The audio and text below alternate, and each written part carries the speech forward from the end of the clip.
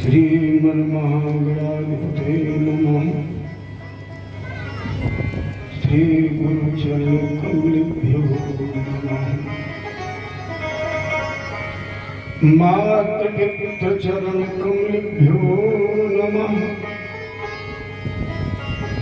सर्वेभ्यो ब्राह्मणेभ्यो नमः। सर्वेभ्यो देवेभ्यो नमः। अखण्डमण्डलाकारं व्याप्तमेन चराचरम् तत्पदं दर्शितं येन तस्मै श्रीगुरुवे नमः। कृष्णाय वासुदेवाय हरये परमात्मने प्रणतक्लेशनाशाय गोविन्दाय नमो नमः। नौमीढ्यते भर्वपुषे तडिदम्बराय गुण्डावदंश परिपिच्छलशलमुखाय वन्यस्रजे कवल वेत्रविषाणवेणु लक्ष्मस्ये मृदुपते पशुपाङ्कजाय योऽन्तः प्रविश्य मम वाचिनमं प्रसुप्ता सञ्जीवयत्यखिलशक्तिधराौषधाम्ना अन्यास्तास्तचरण श्रवणत्वगादीन् प्राणान्नमो भगवते पुरुषाय तुभ्यम्।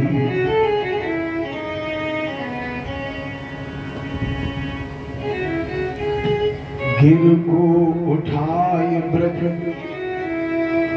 गोपों को बचाए नीमो अग्नि से उबारे पांडु बालक मझारी की राख्यो गज घंटा तले बालक विहंगम को राख्यो व्रत नेम धर्म पांडव की नारी को गज की अरज सुन ग्राह से छुड़ायो शीघ्र भारत में राख्यो प्रण भीष्म ब्रह्मचारी को तीन विधता पहारी संत सुखकारी है जो मोह तो भरोसो बाहि श्यामले बिहारी को अतुलित बलधामं हेम शैलावदेहं धनुजवन कृशानुं ज्ञानिनामग्रगण्यं सकल गुण निधानम वानराणामधीशम रघुपत प्रिय भक्तम पात जातम नमामि।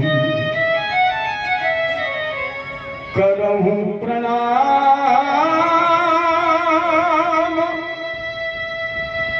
कलम मन बानी करो कृपा शिव सुत जानी।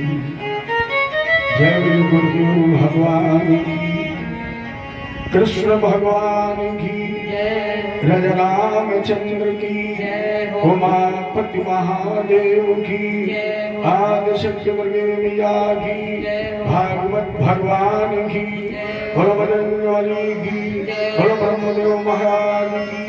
जय जय श्री राधे, जय जय श्री राधे। जय जय श्री राधे। इसी तरह एक एक हाथ उठा लेंगे, एक हाथ, और कहिए अपने ठाकुर जी से, तुम ही मेरी नैया, किनारा तुम ही हो, तुम ही मेरी नैया, किनारा तुम ही हो, मेरी जिंदगी का सहारा तुम ही हो, तुम ही मेरी नैया।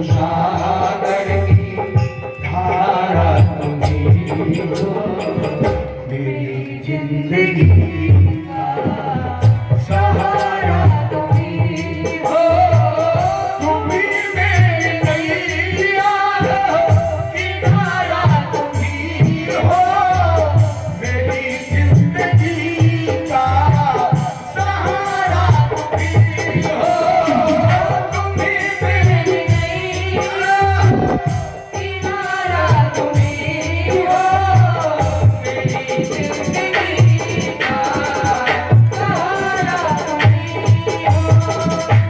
पापों पे करूणा सभी कामों में, कृपा, शोक, करुणा, ये तीनों काम कृपा भी करता है, क्रोध भी करता है और दया भी करता है। तीनों काम कृपा, क्रोध, करुणा सभी काम तेरे, सभी रूप तेरे, सभी नाम तेरे। श्री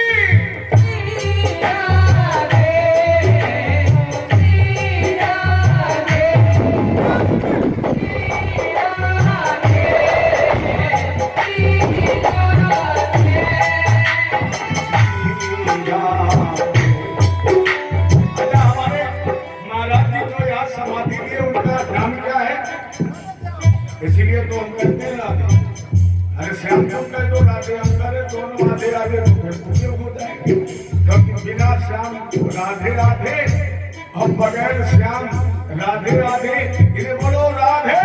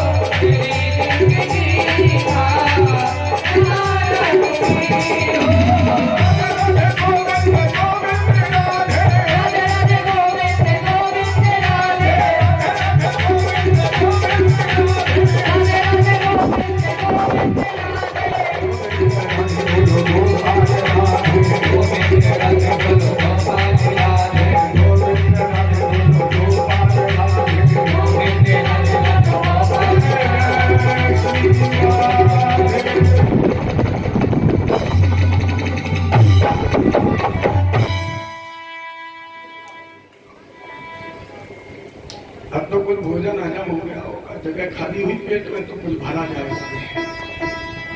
हम आते आते इसीलिए इतनी मेहनत करते हैं। हालांकि हमें खबर मिली, कुछ लोगों ने कहा कि पंडित जी की जितनी उम्र बढ़ रही है उतनी आवाज पता नहीं क्यों तेज हो रही है। और उसका एक ही कारण है कि जब मंच में आता हूँ इतनी मेहनत करता हूँ, पहले आते आते कि जो हमने आपने खाया पिया वो हजम हो जाए, पेट खाली हो जाए। अरे जब तक खाली नहीं होगा तब तक कुछ भरेगा। अभी तक जो आपने भरा वो आपने खाली कर दिया, अब हम फिर भरेंगे आपको भरिए।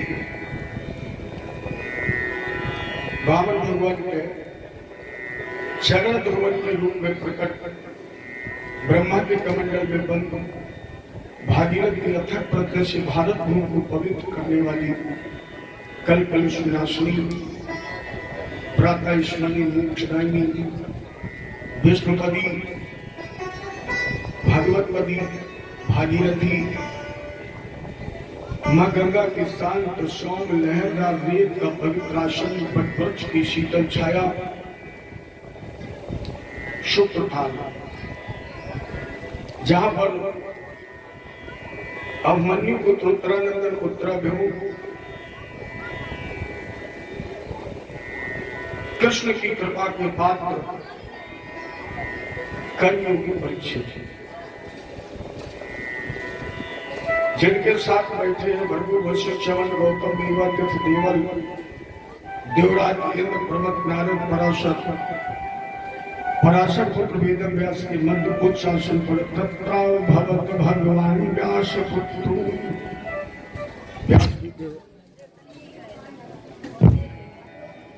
पुत्र पहले दिन से खड़खड़ नहीं खत्म होता है। हाँ,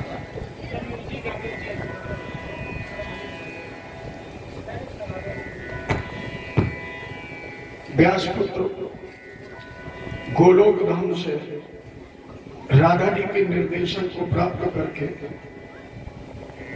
अमर कथा का शिववाणी से पांडव इस भारत भूमि पर पदार्पण करने वाले अजान बाहु संस्कार शून्य अवधूत योगेश्वर दिगंबर वेश सुखदेव जी महाराज, जिनके मध्य में श्रीमद् भागवत वार्ता अंतर्गत अभी आपके सामने कौन सा प्रसंग चल रहा था? राजा परीक्षित, रवि भैया, कौन सा प्रसंग अभी आप सुन रहे थे? नहीं ध्यान, याद रखिए आप लोग। अच्छा बताइए, अगर आप भूल गए और हम भूल जाए तो भी हम तो यहाँ थे नहीं। अब हम बीच में आए, अगर भूल जाए कहीं पहले श्लोक से शुरू हो जाए तो फिर साथ में लोग बोल जाए। अरे पन्ने को पलटते हैं। चलो, पन्ना पलटने से क्या होता है? एक दृष्टांत सुना की कथा को करती हूँ। जैसे बहुत ही पढ़ी लिखी सास ने कहा कि खीर बनाओ, अब वो बनाना जानती नहीं थी तो उन्होंने मेरे विज्ञान की किताब खोल के रख दी और उसमें लिखा हुआ था पहले पानी खौला दिया, बोले चावल डालो, चावल डालने लगी, पन्ना पलट गया, खीर की जगह खिचड़ी वाला खोल गया, तो आगे लिखा तो नमक डाल दो। तो ऐसा मत करिए, याद करिए हमारी आपकी कथा चल रही थी भरत जी के प्रसंग पर। वो भरत जिसके नाम से ही इस देश का नाम भारतवर्ष पड़ा। हालांकि राजनैतिक और इतिहास के दृष्टिकोण से सरकार ने यह सिद्ध किया है कि दुष्यंत शकुंतला पुत्र भरत से इस देश का नाम भारतवर्ष पड़ा है। ये सरकार की उपलब्धि है, लेकिन हमारी बड़ी सरकार ने पहले से लिख रखा है कि जिस देश में हम आप बैठे हैं पहले इस देश का नाम था अजनाब वर्ष। जब भरत राजा बने ऋषभ देव जी के पुत्र, कथा तो आपके तीसरे जन्म में चल रही है। ऋषभ माने होता है श्रेष्ठ, और उस श्रेष्ठ से भारत जैसा पुत्र पैदा हुआ जिससे इस देश का नाम पड़ा भारतवर्ष। अच्छा, अगर इतिहास में देखें तो अपने आप तीन ही भरत हुए, तीन राम हुए, तीन ब्रह्मचारी हुए, तीन ऐसी महान विभूतियां जिन्होंने भगवान के पूर्ण विराट रूप का दर्शन किया है। और अपने भारत में तीन बेटियां भी ऐसी पैदा हुई जिनका जन्म हुआ सतयुग में और त्रेता को पार करके विवाह हुआ जिनका द्वापर में। मैंने एक युग में जन्म हुआ, दूसरा युग निकल गया, अब तीसरे युग में विवाह हुआ। इस तीन की श्रृंखला में आपके सामने भारत का तीसरा जन्म। तीसरे जन्म में ही भरत जी को घर से निकाला गया है, नाम रखा गया इनका जल भरत। और इस जल भरत प्रसंग में सुखदेव जी ने यह सिद्ध किया है कि व्यक्ति की चार चीजें कभी नहीं बदलती है। मन नहीं बदलेगा, बुद्धि नहीं बदलेगी, अहंकार नहीं बदलेगा और चित्त नहीं बदलेगा। ये चार चीजें व्यक्ति की कभी नहीं बदलती। कपड़ा बदलता है, ये शरीर तो बदल जाएगा, लेकिन मन जो तुम्हारा पिछले जन्म में था इस जन्म में भी है, और ये मन अगले जन्म में भी रहेगा। ये भागवत से निकलती है। तो इससे निश्चित तो होता है कि कथा में मन उसी का लगता है जिसका मन पिछले जन्म में लगा है। नहीं तो बताइए, गिरौली में इतने लोग हैं और उसमें भी मेरी समझ में 10, 20, 50 लोग का बाहर गांव के हों। कुछ लोग ऐसे भी हैं जिनका मन कथा में धन देने में तो है, भैया कथा करा पैसा दे, लेकिन 7 दिन में तो 1 दिन दिखाई न पड़े, क्योंकि मन कथा में लगा ही नहीं, जानते नहीं कथा। वही सुनते हैं जिनको पिछले जन्म का सुनने का अभ्यास है, वो इस जन्म में सुन रहे हैं, और ये निश्चित है कि कथा अगले जन्म में भी हम आप कहेंगे और सुनेंगे, क्योंकि यही अभ्यास है, यही काम है। तो मन कभी नहीं बदलता, वस्तु तो बदल सकता है। आपने देखा हो कभी कभी अनहोनी घटती, लोग कहते हो हमारे यहाँ एक कुत्ता था, कथा होता था तो वो बैठ जाता तो सुनने, और तब तक नहीं जाता था जब तक आरती न हो जाए। इसके मतलब पूर्व जन्म से उसका मन भगवान की कथा में लगा हुआ है, तब हमारा आपका लग रहा है। और अगले जन्म में जब मैं इस प्रसंग को पढ़ता हूँ तो मुझे अपने आप में बड़ी प्रसन्नता होती है। पूरी भागवत में पढ़ूं इतना आनंद नहीं मिलता है जितना इस बात को पढ़ने के बाद मुझे मिलता है। क्यों? फिर मुझे अपने पर नाज होता है कि ये बात सत्य है, और अगर सत्य है तो मैंने पिछले जन्म में भी ठाकुर जी की कथा कही है, और इस जन्म में कह रहा हूं, और ये निश्चित है कि अगले जन्म में भी भगवान की कथा। और आप लोग भी घबराना नहीं, अगर इस जन्म में सुन रहे हो इसके मतलब पिछले जन्म में सुनी है, और निश्चित है कि अगले जन्म में भी आप ये कथा सुनेंगे, निश्चित। राम नाम नदिया अगम बही जाए, हाँ सुगम बही जाए, लेकिन या में को नहाए, या में को सब नहीं नाते, वही तो नाते, लेकिन नहाने का अभ्यास है। अरे बताइए, दशहरा आया तो पूरा गाँव नहाने गया, जैसे नहाने का अभ्यास है वो जरूर गया होगा। राम नाम नदिया अगम बही जाए, हाँ सुगम बही जाए, या मैं को नहाए, या मैं को नहाए। ब्रह्मा नहाए, या मैं विष्णु नहाए, और शंकर नहाए, या मैं डमरू बजाए, या मैं को सब लोग नहाते। कोई कोई नहाता है, कोई कोई गाता है, जिसे गाने का अभ्यास है वो गाता है, और जिसे सुनने का अभ्यास है वो सुनता है। तो भरत जी से ये सिद्ध की गई। वो पहले जन्म में भरत ने क्या किया? भजन। और दूसरे जन्म में जब हिरण बने तब क्या किया? भजन। और तीसरे जन्म में ब्राह्मण कुल में पैदा हुए तब क्या किया? तो ये प्रमाणित हो रहा है कि व्यक्ति मन नहीं बदलता है, बुद्धि नहीं बदलती। अगर किसी व्यक्ति की बुद्धि बदलती होती तो आपने देखा होगा एक कक्षा में अध्यापक सारे विद्यार्थियों को पढ़ाता है, उसके मन में कोई ईर्ष्या तो नहीं होती। पढ़ाने वाला अध्यापक जो चाहता है कि मेरा हर विद्यार्थी अच्छा पढ़े, एक सूत्र देता है, चाहता है कि सारे विद्यार्थी पास हो, लेकिन उसमें आधे पास हो जाते हैं, आधे फेल हो जाते हैं। अध्यापक चाहता है कि फेल हो जाए। इसके मतलब हो केवल पढ़ाने वाला निमित्त मात्र है, पढ़ा तो वो पहले से है, पढ़ करके तो पहले से पूर्व जन्म में पढ़ा है। लेकिन इस मायावी संसार में माया का पर्दा हटाने वाला वो अध्यापक था, तो जिस पर पर्दा जैसा पड़ा था हट गया, और जो नहीं पढ़ा था वो नहीं पढ़ पाया। व्यक्ति का अहंकार भी नहीं बदलता है। लेकिन देखा होगा एक 50 साल के व्यक्ति से अगर बात करें तो वो भी नम्रता से बोलता है, और जिसके अंदर पूर्व से अहंकार है तो 5 साल का बच्चा भी बूढ़े थे कहते चलो चौराहे पे। ये उसका अभिमान है, नहीं बदलेगा। जैसे आपने देखा होगा आपको जानवर इतने अभिमानी होते हैं, बोले 4-4 जगह रस्सी से जकड़ दो, लेकिन पास से निकलो तो कितना घूमता है, और ऐसा लगता है कि अगर हाथ छूट जाए तो राम ही मालिक है। तो ये 4 चीजें व्यक्ति की कभी बदलती नहीं। ये भरत जी का भी तीसरे जन्म में मन भगवान में ही लगाए।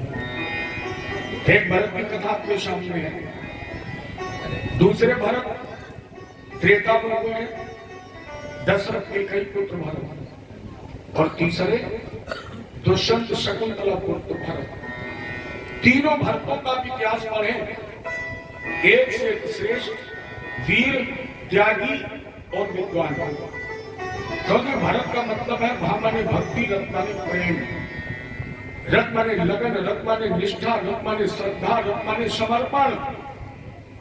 उस देश का नाम भारत है जिस देश की मिट्टी का एक एक कण परमात्मा के प्रति समर्पित है, उस देश का नाम है भारत। 3 राम, सबसे पहले पैदा हुए परशुराम, दूसरे पैदा हुए कौशल्या दशरथ नंदन राम, और तीसरे पैदा हुए द्वापर में कृष्ण के बड़े भैया। अब रामायण जी से पूछना बाबा से, इसी तो रामायण में लिखा गया तेईछन मत राम धन पूरा। विद्वान लोग जब अपने अर्थ लगाते हैं ना, तो वो कहते हैं बाबा ने बिल्कुल ठीक ही तो लिखा है, मध्य वाले राम ने धन तोड़ा, बीच वाले ने तुम ना समझ पाओ। तेईछन मध्य, क्योंकि इनसे बड़े हैं परशुराम और इनसे छोटे हैं बलराम, बीच वाले राम। 3 ऐसी महान विभूतियां जिन्होंने अखंड बाल ब्रह्मचर्य का पालन किया है। वैसे ब्रह्मचारी बहुत हैं और बहुत रहेंगे, क्योंकि इस धराधाम को टिकने के लिए पुरुष का पुरुषार्थ और स्त्री का सतीत्व। जिस दिन पुरुष का ब्रह्मचर्य और पुरुषार्थ समाप्त हो जाएगा, जिस दिन स्त्री का पतिव्रत धर्म नष्ट हो जाएगा, उस दिन ये धरा ही नष्ट हो जाएगी। ये 2 ही पंक्ति की है, पुरुष के ब्रह्मचर्य पर और स्त्री के सतीत्व पर। तो बहुत ब्रह्मचारी आदमी है मेरे जो जहां की जन्मभूमि है, जहां मेरा जन्म हुआ है, आज भी वहां पर ब्रह्मचारी जी का निवास है। आपने सुना होगा रसूलाबाद तहसील में एक गांव है छोटी नार बड़ी नार, सुनिए। और दोनों के मध्य में नर्मदा नदी के किनारे आज भी हमारे यहाँ ब्रह्मचारी जी का आश्रम बना है। आज भी ब्रह्मचारी है, लेकिन 3 प्रमाणिक रूप से अखंड बाल ब्रह्मचारी, और उसमें पहला नाम है परशुराम जी का, यह अखंड बाल ब्रह्मचारी। त्रेता में अनंत बलवंत हनुमंत महाराज, ये अखंड बाल ब्रह्मचारी, और द्वापर में भीष्म पितामह। ये 3 प्रमाणिक अखंड बाल ब्रह्मचारी, 3 ऐसी महान विभूतियां जिन्होंने भगवान के पूर्ण विराट रूप का दर्शन किया है। वैसे भगवान विराट बने तो बहुत जगह हैं, दुर्योधन का भी बने, भगवान विराट दैत्यराज बलि की यज्ञशाला में भी बने। दबारे वक्ते दबारा रूप विराट ब्रह्मागारा, एक चरण अपनी पदयोग सप्ताह भरने एक पदयोग। लेकिन भगवान का ये पूर्ण विराट रूप बनेंगे, आंशिक विराट रूप। फिर पूर्ण कहां बने? बाबा ने कहा एक बार चले नीहनवारी और कर श्रृंगार पल ना पौराई। या भगवान ने पूर्ण विराट रूप बनाया है, क्योंकि दिखरावा बात हिंद अद्भुत रूप अखंड। अखंड माने जिसका कभी कोई खंड ही ना हो, और साधारण नहीं, बोले रोम रोम प्रतिलागे कोटि कोटि ब्रह्मांड। ये पहली सौभाग्यशाली मैया कौशल्या जिनके यहाँ भगवान ने पूर्ण विराट रूप बनाया।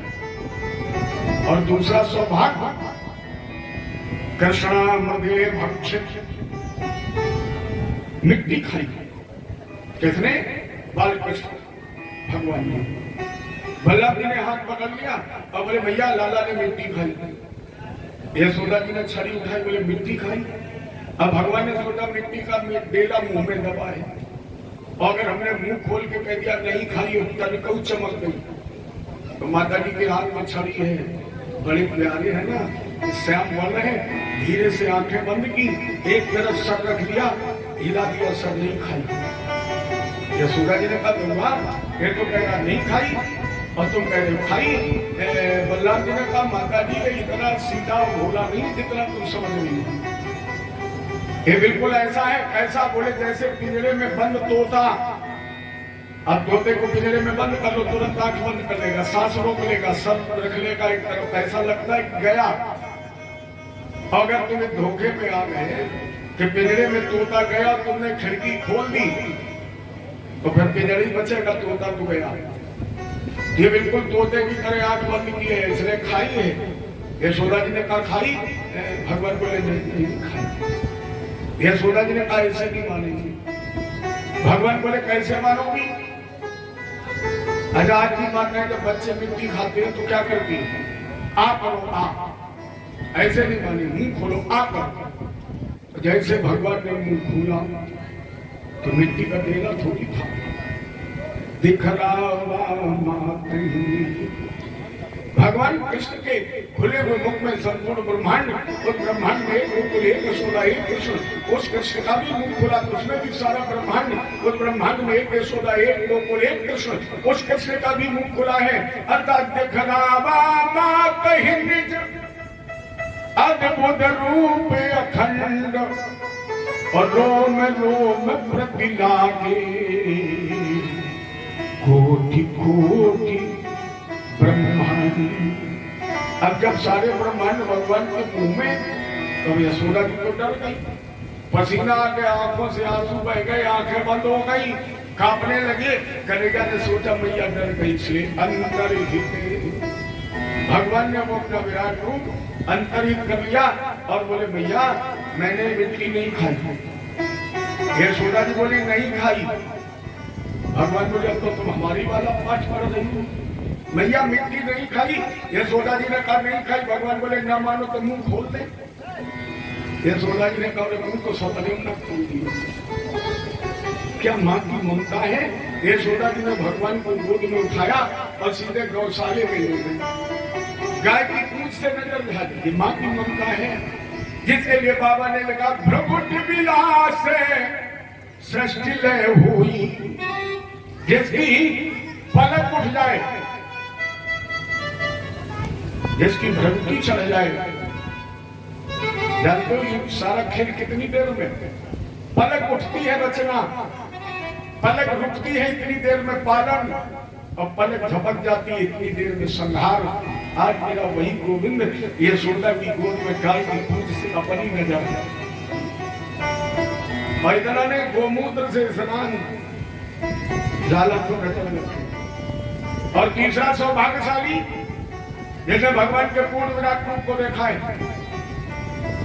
सबको याद है, लेकिन पर्दा पर अगर पूछूं कौन है तो शायद ज्यादा लोग भूल जाएंगे, लेकिन सबको याद है। वो तीसरा व्यक्ति है गांडीवधारी अर्जुन। सबको पता है गांडीवधारी अर्जुन के सामने भगवान ने पूर्ण विराट रूप का दर्शन कराया, और पूर्ण दर्शन कराने के बाद 18 अध्याय में गीता का ज्ञान दिया, और ज्ञान देकर भगवान बोले कुछ मिला? अर्जुन बोले कुछ नहीं मिला। कन्हैया बोले मर गए।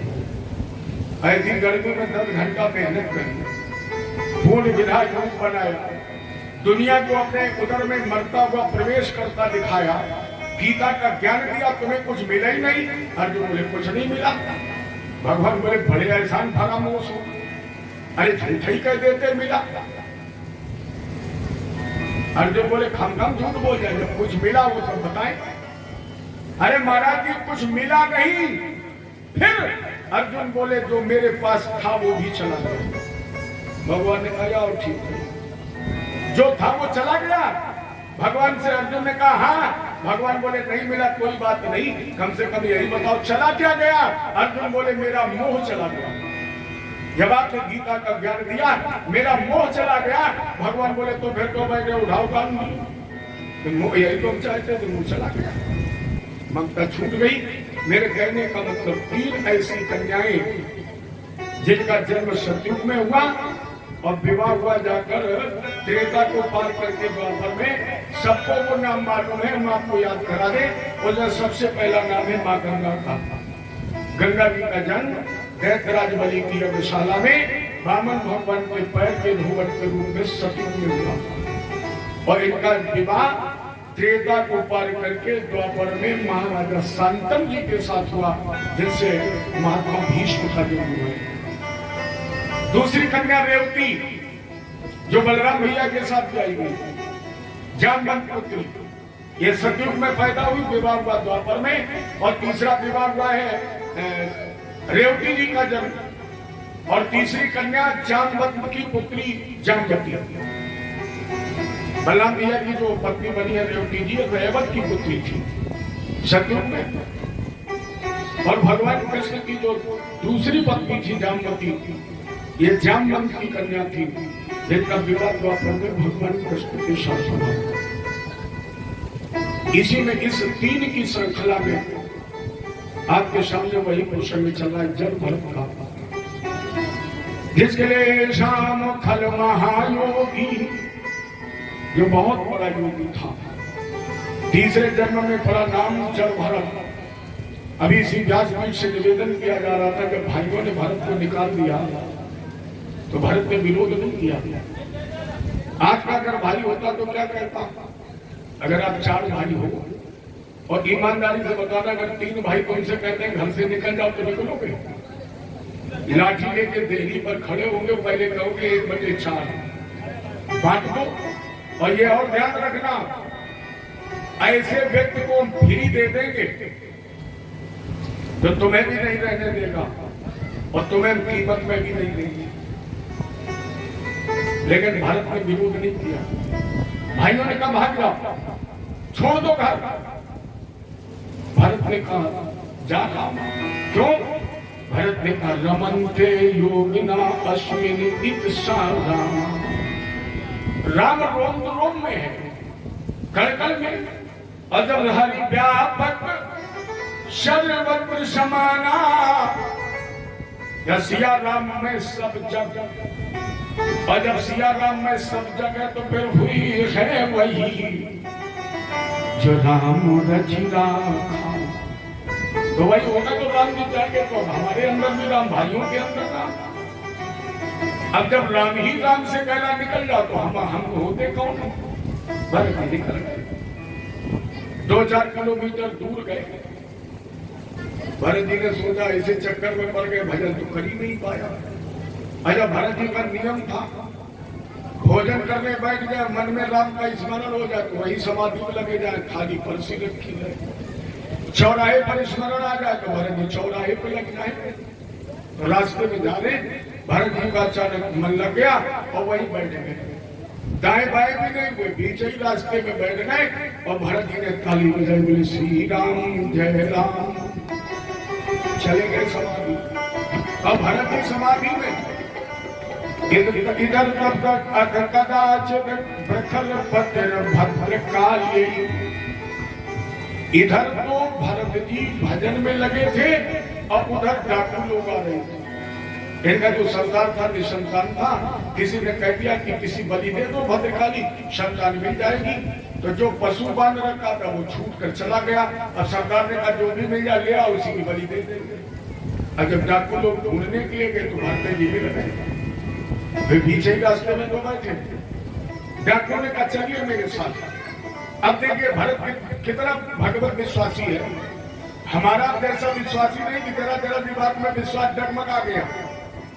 घर से पूजा करके चले, मोटरसाइकिल का एक्सीडेंट हो गया, बोले पूजा बंद। बता अगरबत्ती लगा के गए, हम कम मोटर नहीं लगाएंगे अगरबत्ती।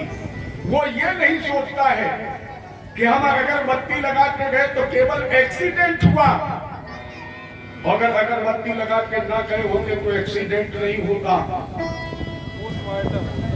फिर तो राम नाम, ये विश्वास रखो ना। देखो उल्टा सोचोगे, अगर निगेटिव विचार होंगे तो निगेटिव ही भाव पैदा होंगे। जैसे एक मैंने कल व्हाट्सएप पर मैसेज पढ़ा, बड़ी अच्छी किसी ने कहानी भेजी। एक रेस्टोरेंट था, समझिए भगवान पर कैसा विश्वास है। होटल था, अब होटल के पास ही कोई भिखारी रहता था। और वो क्या करता था, होटल में जब बहुत भीड़ हो जाती थी तो भिखारी चुपचाप आता था, भीड़ में घुसता था, भोजन कर लेता था और कोई हमें देख न पाए इसलिए चुपचाप निकल जाता था। रोज का नियम था।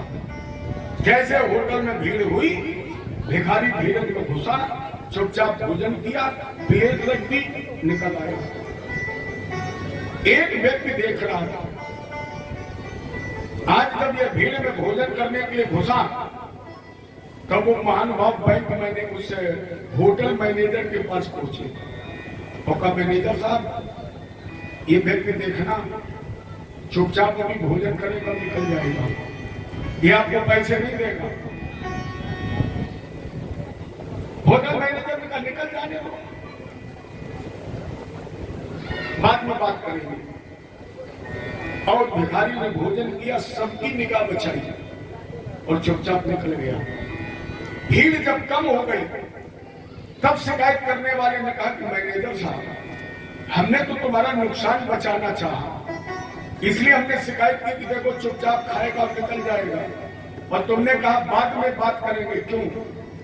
मैनेजर ने कहा कि केवल तुमने उसको नहीं देखा है, तुम्हारे जैसे न जाने कितनों ने हमसे शिकायत की, लेकिन हमने उसको कभी टोका नहीं। मैं भी उसे रोज देखता था, मैंने उसे नहीं टोका। क्यों? बोले भीड़ होटल की वजह से नहीं हो रही है, होटल इस भिखारी की वजह से हो रही है। क्योंकि ये सुबह बैठता है और भगवान से प्रार्थना करता है, ठाकुर जी 1 घंटे के लिए होटल में भीड़ बढ़ा दो तो हम भी चुपचाप भीड़ में बैठकर भोजन कर ले, निकल आऊं तो भीड़ मेरे लिए नहीं होती है। और अगर उसने उल्टा सोचा होता हमारी तुम्हारी तरीके से तो 2-3 भिखारी को नहीं, तुम्हारे होटल में भीड़ हो रही है, उस भिखारी की कृपा है। विश्वास तो रखो भगवान पर, डगमगाइए नहीं। देखो भगवान तो कोशिश करेंगे तुम्हें हिलाने की। अच्छा भाई, कोई ऐसा व्यक्ति है जो तुम्हारे अधीन होना चाहिए, कोई गुलामी करना चाहता है, भगवान कर लेंगे जल्दी जल्दी, तुम्हारे गुलाम बन जाएंगे। अरे वो पूरी ताकत लगा देंगे प्यारे तुम्हारे पैर उखाड़ने की, लेकिन लहर कितनी भी तेज आए पैर जमाए रखना। और अगर पैर तुम्हारा जम गया जामवंत और हनुमान की तरह, अंगद की तरह, तो फिर उन्हें गुलामी करनी पड़ेगी। केवल विश्वास अटल रखना। और इसके लिए 2 चीजें हमेशा ध्यान रखना। अगर जरा भी तुम्हें संकोच हो तो मैं व्यासपीठ से कह रहा हूं, मेरे ठाकुर जी से कभी जुड़ना नहीं।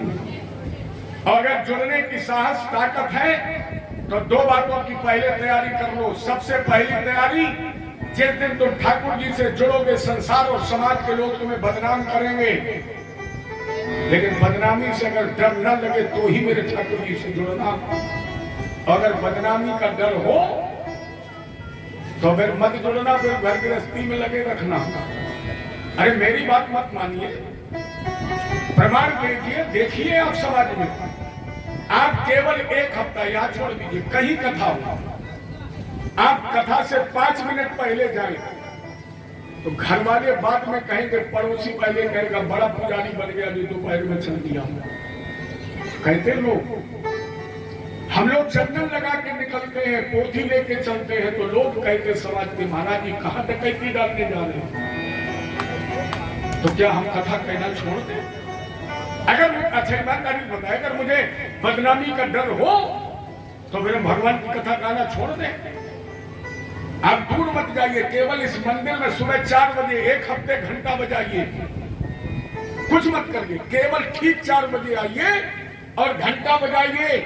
आसपास के लोग कहेंगे न सोता है और न सोने देता है, पागल हो गया है, तो क्या हम भगवान के यहाँ घंटा बजाना छोड़ दें? कहते हैं हमेशा वही जो कुछ करते नहीं। गांठ बांध लेना ये बात। कहते हैं हमेशा वही जो कुछ करते नहीं है, और जो करते हैं वो कभी कुछ। कहने वालों का काम केवल कहना है, करना कुछ नहीं। इसलिए मैं फिर एक बार निवेदन करूं, अगर मेरे ठाकुर जी के जुड़ने की बदनामी का तुम्हें डर हो तो कदम वापस खींच लेना भी कोई बिगड़ा नहीं है। और अगर दिल से जुड़ना चाहते हो तो लोग बदनाम करते रहे, इनका काम है करने दीजिए। वो नहीं सुना, एक पुराना फिल्मी गाना आता, सुना दूं दो लाइन, अर्थ अच्छा लगा ना। अरे दुनिया में हम आए तो जीना ही पड़ेगा, जीवन है अगर जहर तो पीना ही पड़ेगा। दुनिया में अगर आए हो तो पड़ेगा।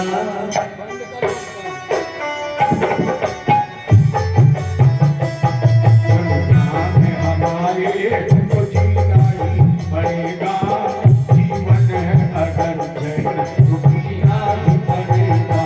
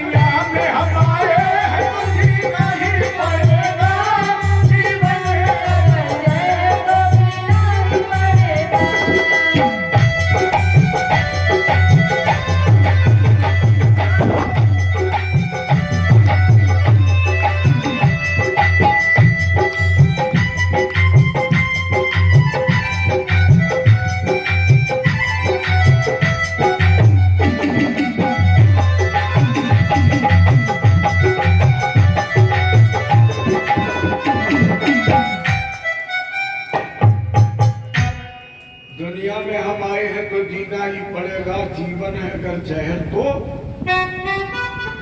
कहने वालों की बात पर अगर ध्यान दोगे, ये निश्चित है कि तुम रोटी भी कुशल से नहीं खा पाओगे। अगर कहने वालों पर ध्यान दोगे तो रोटी भी राम ही मालिक है। दूसरी बात,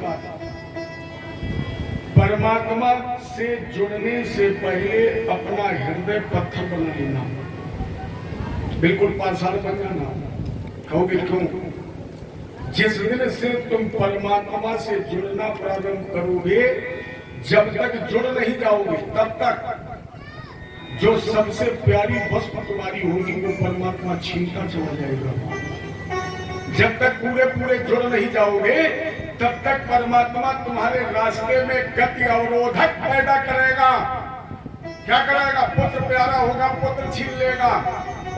पत्नी प्यारी होगी, पत्नी छीन लेगा। धन प्यारा होगा, धन छीन लेगा। धन प्यारा होगा, तन छीन लेगा। अगर ये सब कुछ छिन जाए और फिर भी दर्द ना हो तो ही ठाकुर जी से जुड़ना। अब कहोगे ऐसा को क्यों करता है? बड़ा बेदर्द है। दर्द तो उसके दिल में है ही नहीं। कहते जरूर है लोग वो करुणा निदान है, लेकिन उससे ज्यादा कोई बेदर्द नहीं है। क्यों? भगवान की झोली में केवल दर्द ही तो है। परमात्मा ने कभी जीवन में सुख भोगा है? जिसकी तुम कथा सुन रहे हो, रोज सुनते हो। आप लोग बताइए, भगवान को जन्म से लेकर परम धाम गमन तक 1 मिनट के लिए सुख मिला है? और जिसने जीवन में कभी सुख भोगा ही नहीं, जिसने जीवन में कभी सुख देखा ही नहीं, जिसकी झोली में सुख है ही नहीं, वो तुम्हें देगा क्या? अरे जो होगा वही तो देगा। भगवान की झोली दर्द से भरी है, और जब वो प्रसन्न होकर भक्त को कुछ देता है तो इतना बेदर्द है कि फिर दर्द पे दर्द देता है। वो दर्द ही तो देता है। क्यों? ऐसे चाहता है भगवान अपने भक्त को जैसे एक स्त्री चाहती है अपने पति को, बहुत विवेक लगाना, भगवान अपने भक्त को ऐसे चाहते हैं जैसे एक स्त्री चाहती है अपने पति को। क्या कोई स्त्री ऐसी है जो अपने पति के प्यार का बंटवारा चाहती हो? कोई है ऐसी स्त्री जो अपने पति के बंटवारा को चाहती हो? और अगर उसे पता लग जाए कि मेरे पति के प्यार का कोई बंटवारा कर रहा है तो क्या करेगी? या तो वो मर जाएगी या फिर उसे मार देगी। उसी तरह भगवान अपने भक्त के प्यार का बंटवारा नहीं चाहता है। जितने भी भक्त और भगवान के बीच के प्यार बंटवाने वाले हैं, भगवान उस दीवार को ढा ही देते हैं, फिर उस दीवार को ध्वस्त कर देते हैं।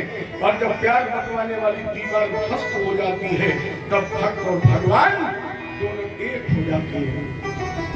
अभी समय निकला नहीं है, अभी समय बीता नहीं है। कितना भगवत विश्वासी है, सारी बाधाएं पार कर दी। और डॉक्टर लोगों ने कहा चलो भरत जी उठकर खड़े हो गए। भरत जी ने चारों तरफ देखा, हल्के से मुस्कुराए, गोविंद जी क्या करवाए? 9 भाइयों से धक्का मार के निकला दिया और 90 भाई घोड़ा पे बैठ के देखो हमें लेने आए। क्या करवा ठाकुर जी की हुई है वही। डॉक्टर लोग भरत को ले गए गुफा के अंदर, स्नान कराया, पूजन पाठ, बढ़िया नए कपड़े पहनाए और खड़ा किया मां भद्रकाली के सामने। डॉक्टरों ने निकाली म्यान से तलवार, लेकिन सरदार ने पूछा मरने जा रहा, कम से कम अता पता ठिकाना तो पूछ ले, खबर करवा देंगे बाद में। ले सरदार ने पूछा कौन हो तुम? भरत ने कहा जो तुम हो वही मैं हूँ। कहां से आए हो? भरत ने कहा जहां से तुम आए वहीं से हम आए। कहां जाना है? भरत ने कहा रे पगले, जहां तुम्हें जाना है वही तो हमें जाना है। सरदार ने कहा मेरी समझ पागल है, अरे तेरी बलि दे दी जाएगी। भरत ने सर झुकाया, माता जी का आह्वान किया था, शरणागत दीनार्थ परित्राण परायणी सर्वस्यार्थरे देवी नारायणी नमोस्तुते। देवी प्रपन्नार्ति हरे प्रसीद और प्रसीद मातर जगतोखिलस्य प्रसीद विश्व सर्वपाहि विश्व त्वमीश्वरी देवी चराचरस्य। या कृष्ण मम पूजन रही। भरत जी ने कहो जंगल की राजा मेरी मैया को लेके आजा। जंगल की राजा